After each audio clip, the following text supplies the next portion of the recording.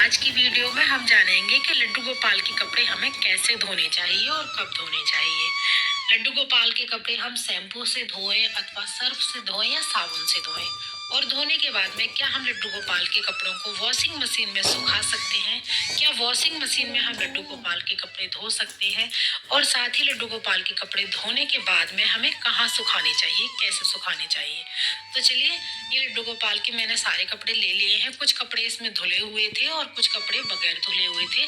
जब मैं गाँव गई थी तो वो सारे कपड़े धुले और ना धुले एक साथ मिक्स हो गए थे, तो इसलिए मैंने सोचा आज लड्डू गोपाल के कपड़े सारे धो देती हूँ, क्योंकि स्कूल भी खुलने वाले हैं और हमारे पास काम अधिक होने वाला है और वीडियोस डेली आएंगी।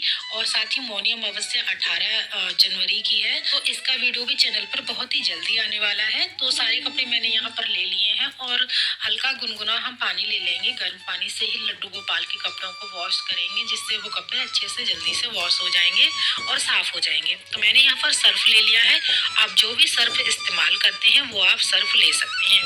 आप चाहें तो शैम्पू में भी धो सकते हैं, लेकिन मैं यहाँ पर सर्फ का ही इस्तेमाल अधिकतर करती हूँ। जब अधिक कोई ड्रेस गंदी हो जाती है, जैसे हमारे पास लड्डू गोपाल की कोई कॉटन की ड्रेस है, उस पर से जो दाग लग गए हैं वो नहीं छूट रहे हैं, तो आप साबुन का इस्तेमाल कर सकते हो। वैसे गर्म पानी में कपड़े धोने से सारे जो दाग होते हैं वो निकल जाते हैं और अच्छे से साफ हो जाते हैं, क्लीन हो जाते हैं।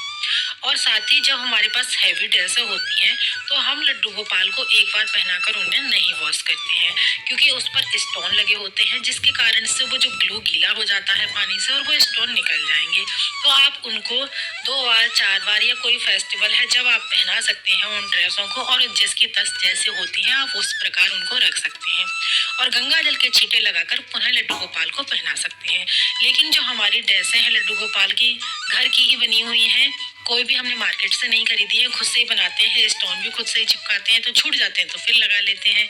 तो इसलिए लड्डू गोपाल की ड्रेसें हम घर पर ही अधिक बनाते हैं और उनको अच्छे से घर पे जैसे मर्जी आए वॉश कर सकते हैं। तो मैंने गर्म पानी ले लिया है यहाँ पर और थोड़ा सा हम मिक्स कर लेंगे नॉर्मल पानी को और सर्फ डालेंगे और अपने हाथों से ही रगड़ते हुए लड्डू गोपाल की ड्रेसों को धो लेंगे।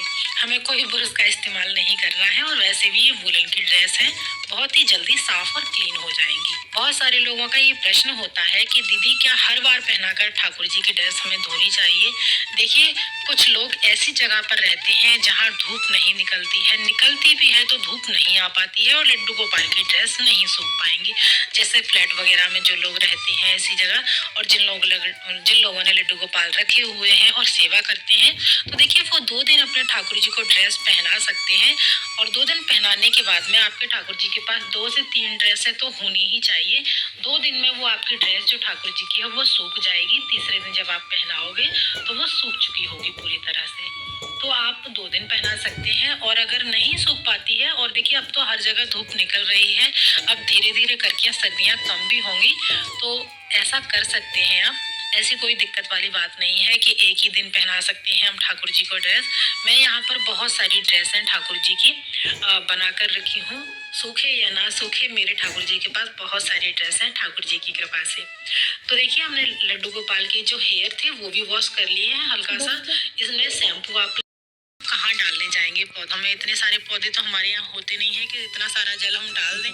जहाँ पर जो लोग खुले में रहते हैं, पेड़ पौधे हैं, कच्ची जमीन है, जहाँ पर पैर ना पड़े वहां पर इस जल को आप डाल सकते हैं।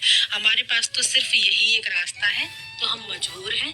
ठाकुर जी सिर्फ भक्त का भाव देखते हैं, तो सबसे बेस्ट तरीका है आप ना तो बाथरूम की बाल्टी लें, ना मग्गा लें, कोई भी चीज इस्तेमाल ना करें, सिर्फ किचन का कोई भी साफ बर्तन ले करके उसमें ठाकुर जी के वस्त्रों को धो सकते हैं, वॉश कर सकते हैं।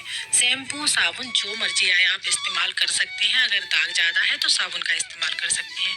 अब मैंने यहाँ पर ठाकुर जी के वस्त्रों को डालना स्टार्ट कर दिया है। जिस तार पर, जिस रस्सी पर आप डाल रहे हैं उसको हम एक सूखे कपड़े से पहले हम साफ कर लेंगे, पोंछ लेंगे, उसके बाद ही हमें ठाकुर जी के कपड़े डालने हैं। अब होता क्या है, अब हमारे यहाँ पर धूप तो आती नहीं है, जो लोग फ्लैटों में रहते हैं तो उन लोगों का ये कहना होगा कि अब मैं यहाँ पर गीले कपड़े अगर डालती हूँ तो नीचे पानी टपकेगा, रोड है और वहां पर पैर पड़ेंगे, तो ये सब तो ठीक नहीं है। तो क्या करें फिर हम? आप चाहे तो अपने ठाकुर जी के वस्त्रों को वॉशिंग मशीन में सुखा सकते हैं। करना क्या है आपको, वॉशिंग मशीन में थोड़ा सा पानी डालिएगा, एक आप कोई भी गीला कपड़ा लीजिएगा, उसको पोंछ लीजिएगा, उसके बाद में आप अपने ठाकुर जी के वस्त्रों को सुखा सकते हैं। अब मैंने एक साथ कपड़े धोए हैं तो इतने सारे कपड़ों का पानी मैं कहाँ डालूं। तो मैंने इसी तरह से मशीन में अपने कपड़े लड्डू गोपाल के सुखाए हैं, उसके बाद ही मैं डालूंगी, क्योंकि मैं जहाँ पर ये रेलिंग है, बालकनी है, वहां पर आगे को रस्सी लगी हुई है, नीचे रोड है, बच्चे निकलते हैं, सभी लोग निकलते हैं, वो जल नीचे टपकेगा, वो पैरों पर आएगा। तो उससे अच्छा ये है, बेटर है कि आप अपनी मशीन में सुखाएं कपड़े, उसके बाद डालें। हाँ, अगर आप कहीं छत पर साइड में डालते हैं कपड़ों को, जहाँ पानी टपके और पैर ना पड़े, तो आप बगैर सुखाए भी डाल सकते हैं। अब इससे होता क्या है,